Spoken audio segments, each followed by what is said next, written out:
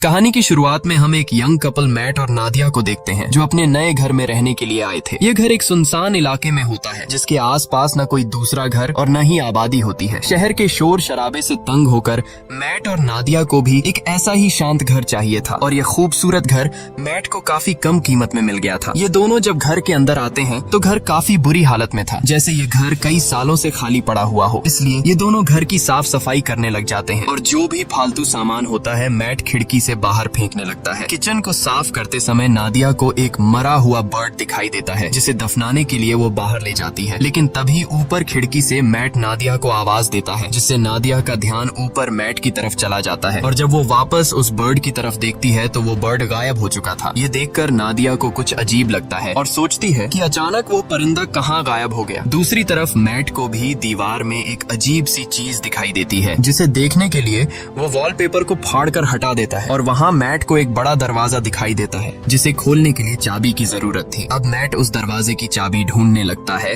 और उसे बाहर फेंकी गई कबाड़ में चाबी मिल जाती है, जिसके बाद वो चाबी को दरवाजे के होल में डालकर दरवाजा खोल देता है। यहाँ नादिया भी पहुँच जाती है। ये दोनों देखते हैं कि अंदर एक काले गहरे अंधेरे वाला कमरा है और जैसे ही ये दोनों उस कमरे के अंदर जाते हैं तभी बाहर की लाइट्स अचानक ब्लिंक करने लग जाती हैं। ये देखकर इन दोनों को कुछ गड़बड़ महसूस होती है और इस प्रॉब्लम को दूर करने के लिए मैट कहता है कि हमें एक इलेक्ट्रिशियन को बुलाना चाहिए। ये कहकर वो वहाँ से चला जाता है और नादिया उस रूम के पास अकेली रह जाती है। नादिया अब सोचती है कि उसे इस रूम में जाना चाहिए या फिर नहीं, लेकिन फिर नादिया को कुछ अजीब सा डर महसूस होता है, इसलिए वो भी मैट के पीछे चली जाती है। इस तरह से रात गुजर जाती है और अगले दिन नादिया एक इलेक्ट्रिशियन को कॉल करती है। कुछ देर बाद लाइट्स ब्लिंक होने की प्रॉब्लम को दूर करने के लिए एक इलेक्ट्रिशियन आता है जो कि घर की लाइट्स को चेक करते हुए नीचे बेसमेंट में पहुंच जाता है और वहाँ का नजारा देखकर वो हैरान रह जाता है क्योंकि पूरा का पूरा बेसमेंट बिजली के वायर्स से भरा पड़ा था और कोई भी ऐसा कोना नहीं था जहाँ पर वायर्स ना हो। ये वायर्स काफी पुराने जमाने की लग रही थी और इलेक्ट्रिशियन भी कहता है कि मैंने आज तक इस तरह की चीजें कभी नहीं देखी। खैर, इलेक्ट्रिशियन जैसे तैसे करके घर की लाइट चालू करके जाने लगता है और जाते समय वो मैट से कहता है कि आखिर तुमने यह घर क्यों खरीदा? इस घर के पहले मालिक का मर्डर इसी घर में हुआ था और उस दिन के बाद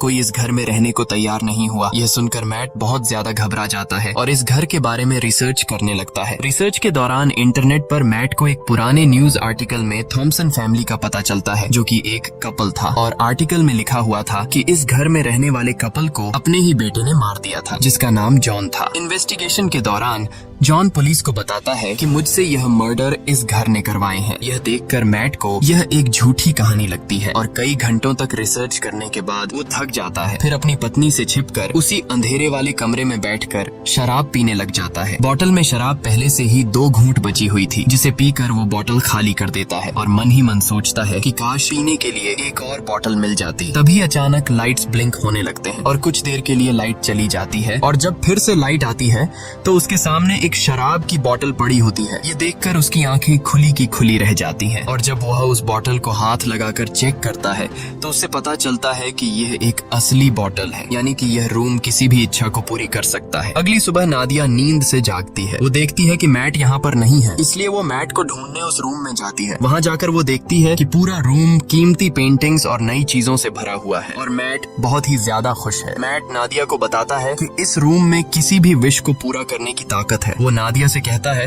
कि तुम्हें जो भी चीज चाहिए बस अपने दिल से मांगो और वो तुम्हारे सामने हाजिर हो जाएगी। ये सुनकर नादिया को मैट की बातें एक मजाक लगती हैं, इसलिए वो मैट पर हंसने लगती है, लेकिन मैट कहता है कि तुम एक बार ट्राई तो करो। तब नादिया कहती है अच्छा ठीक है, मुझे इस वक्त जॉब की जरूरत है तो मैं वो मांग लेती हूँ। तब मैट उसे समझाता है कि ये रूम जॉब नहीं दे सकता, तुम इससे कोई चीज मांगो। जिसके बाद नादिया आंखें बंद करके $1000 की विश करती है और पलक झपकते ही उनके पास $1000 आ जाते हैं। लेकिन अब भी नादिया को पूरी तरह से यकीन नहीं होता, इसलिए वो दोबारा $1 मिलियन की विश करती है और पहले की तरह इस बार भी उन्हें $1 मिलियन मिल जाते हैं। अब नादिया को भी यकीन हो जाता है कि यह रूम कोई नॉर्मल रूम नहीं बल्कि हर एक ख्वाहिश को पूरा करने वाला रूम है। और बस फिर क्या, ये लोग उस रूम से एक के बाद एक महंगी चीज मांगते हैं और वो चीज उनके सामने हाजिर हो जाती है। ये लोग महंगी wines, expensive clothes, diamond, gold, खाने पीने की चीजें और ढेर सारे पैसे इकट्ठा कर लेते हैं। ये दोनों रातों रात मिलियनेयर बन जाते हैं और खुशी खुशी उनकी जिंदगी गुजरने लगती है। रात को नादिया मैट से पूछती है कि आखिर ये रूम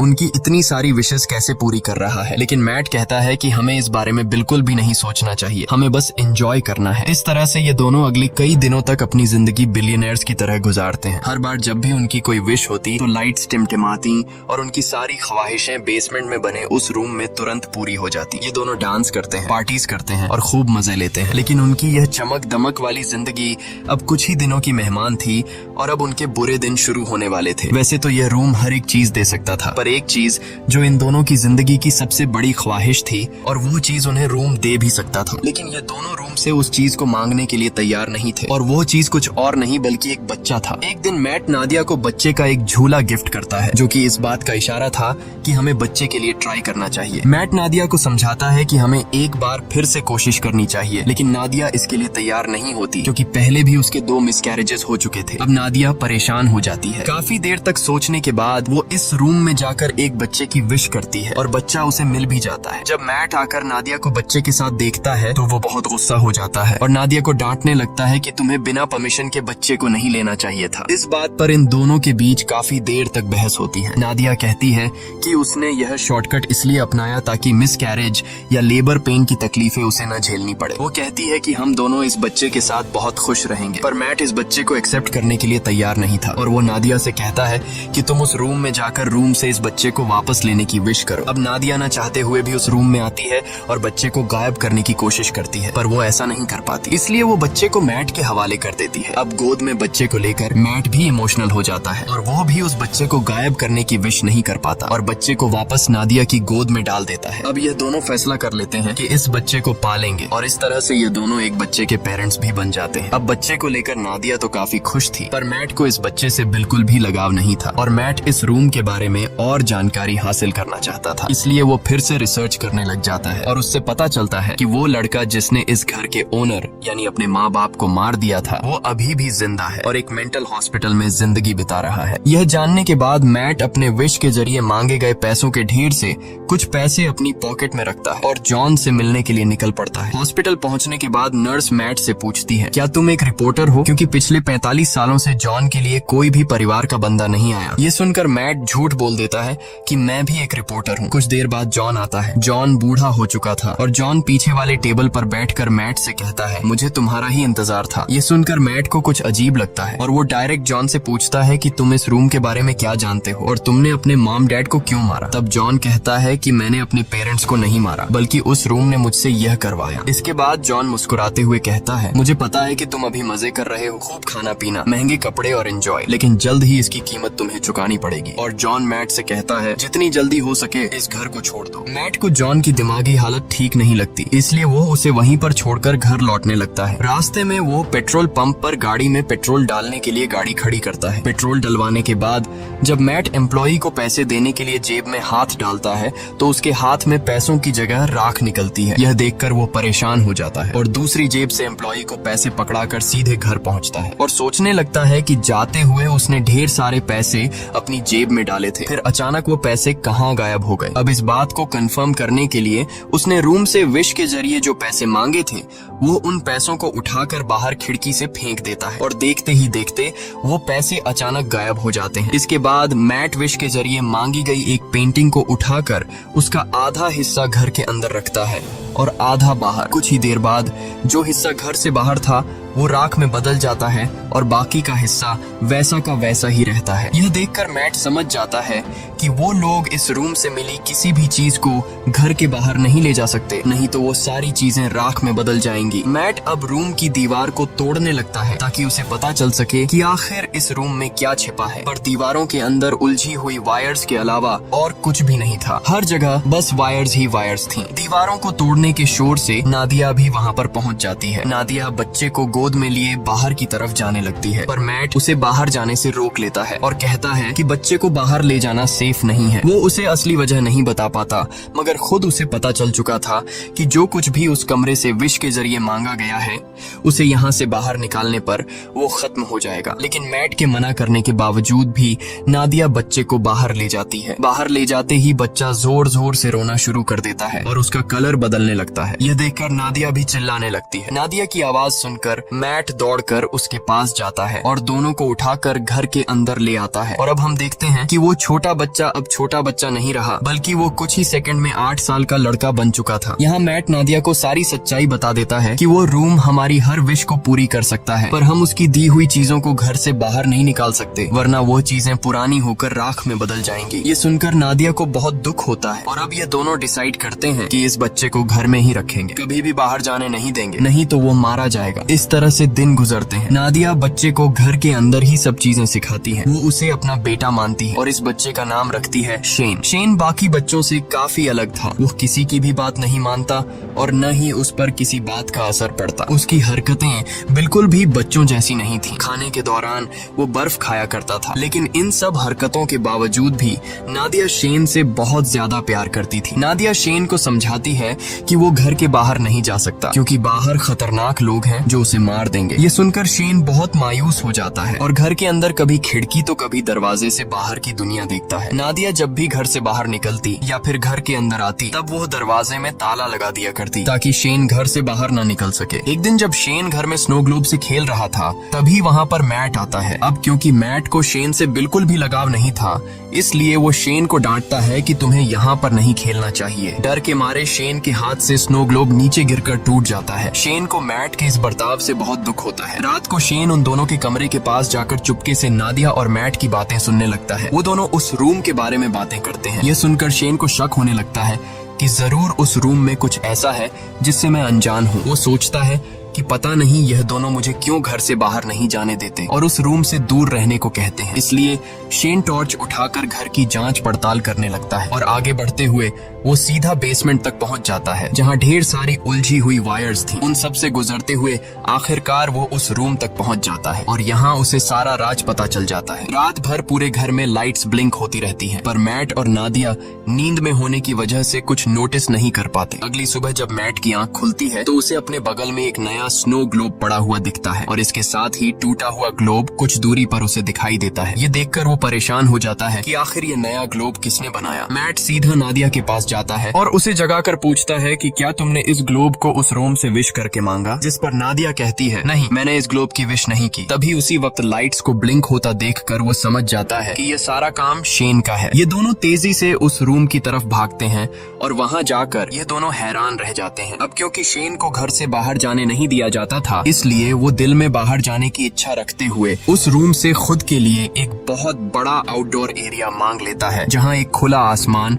और बड़ा जंगल था और शेन मजे से वहाँ खेल रहा था। नादिया अपने बेटे की बनाई हुई दुनिया को देखकर खुश होती है और उसके साथ खेलने लगती है, लेकिन मैट शेन के इस काम से बिल्कुल भी खुश नहीं था, क्योंकि उसे डर था कि कहीं वह उस रूम से बंदूक या फिर कुछ गलत चीज न मांग ले जिससे उनकी जान खतरे में पड़ जाए। इसलिए वो शेन को हाथ से पकड़कर वापस घर के अंदर ले आता है। अब मैट उस रूम की चाबी अपने पास संभाल कर शेन को उस रूम में जाने से मना करता है, लेकिन नादिया मैट को ऐसा करने से रोकती है। वो कहती है कि हम पहले ही शेन को घर से बाहर जाने नहीं देते। अब बेचारे ने खुद के लिए एक अलग आउटडोर बना लिया है, इसलिए हमें उसे वहाँ जाने से नहीं रोकना चाहिए और वहाँ उसकी जान को भी खतरा नहीं है। पर मैट नादिया की बात नहीं सुनता और कहता है कि शेन अभी ना समझ है, मुझे डर है कि कहीं वो गलती से उस रूम से कुछ ऐसी चीज ना मांग ले जिससे हम दोनों खतरे में पड़ जाए। तभी फोन की घंटी बजती है और परमिशन न होने के बावजूद शेन फोन उठा लेता है, लेकिन जल्दी ही मैट उससे फोन छीनकर खुद बात करने लगता है। दूसरी तरफ कॉल पर जॉन था, जिसने शेन की आवाज सुनकर समझ लिया कि मैट ने उस रूम से एक बच्चा मांग लिया है। अब मैट भी उससे कोई बात नहीं छिपाता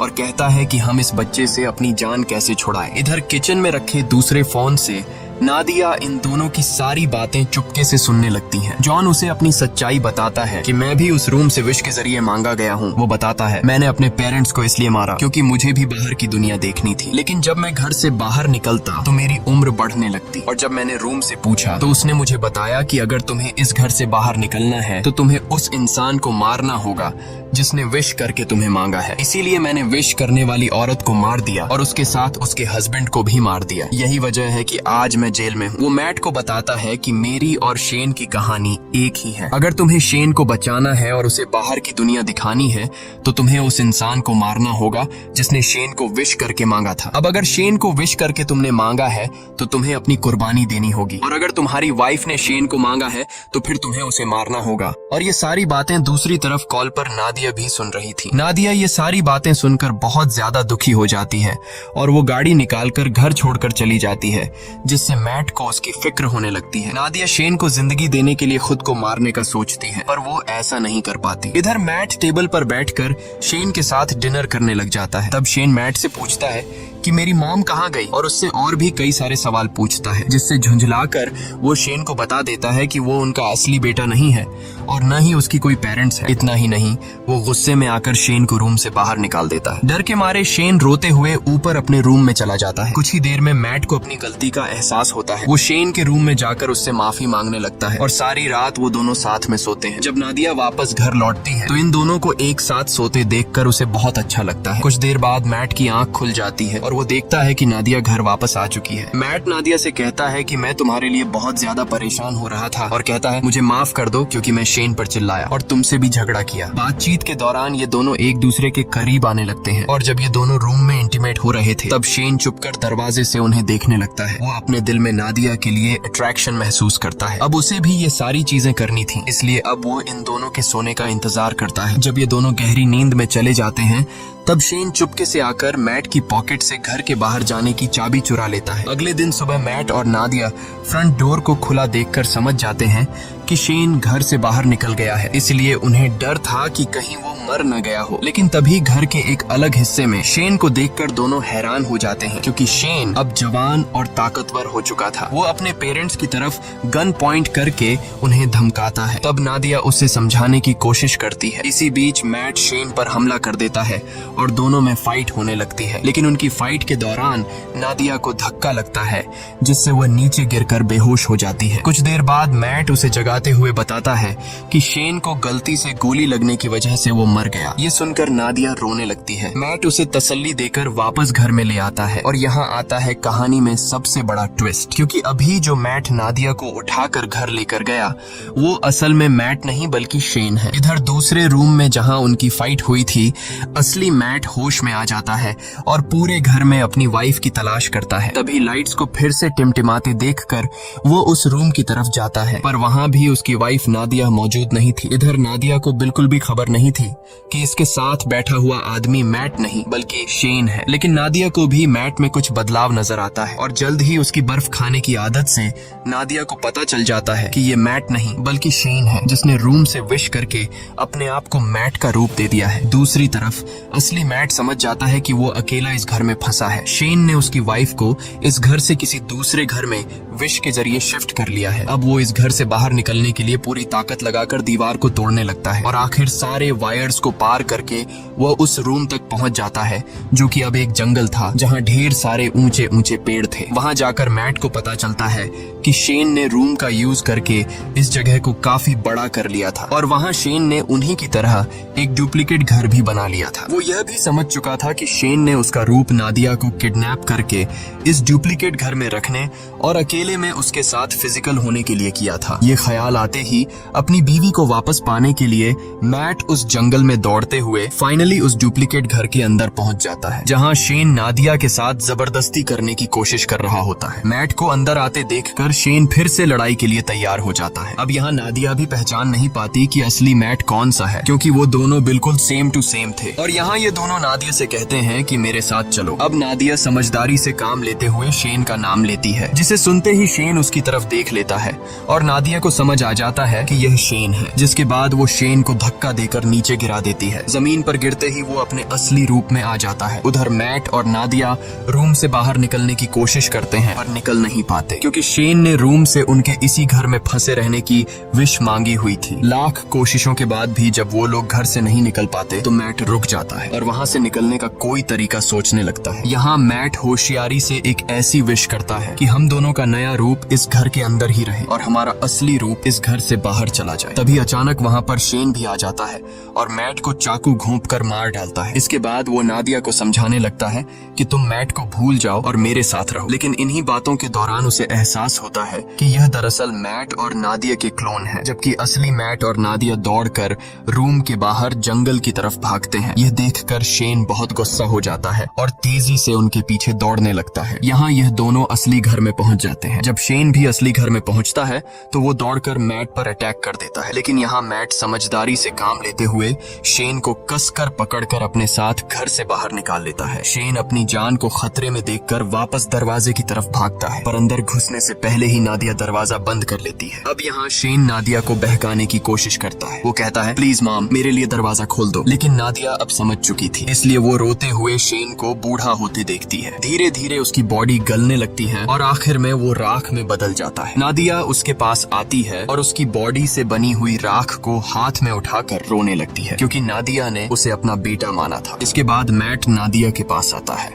और दोनों एक दूसरे को गले लगा लेते हैं। अब सीन शिफ्ट होता है और हमें कुछ महीने बाद का सीन दिखाया जाता है, जहां मैट और नादिया एक छोटे से घर में सेटल्ड हो जाते हैं और सुकून से रहने लगते हैं। पर थोड़े ही दिनों बाद नादिया डरते हुए अपना प्रेगनेंसी टेस्ट करती है और रिपोर्ट पॉजिटिव आती है, यानी अब इन दोनों का खुद का एक बेबी आने वाला है। इसी के साथ ये कहानी खत्म हो जाती है। अगर आपको ये वीडियो अच्छी लगी हो तो हमारे चैनल को सब्सक्राइब और वीडियो को लाइक जरूर कीजिएगा।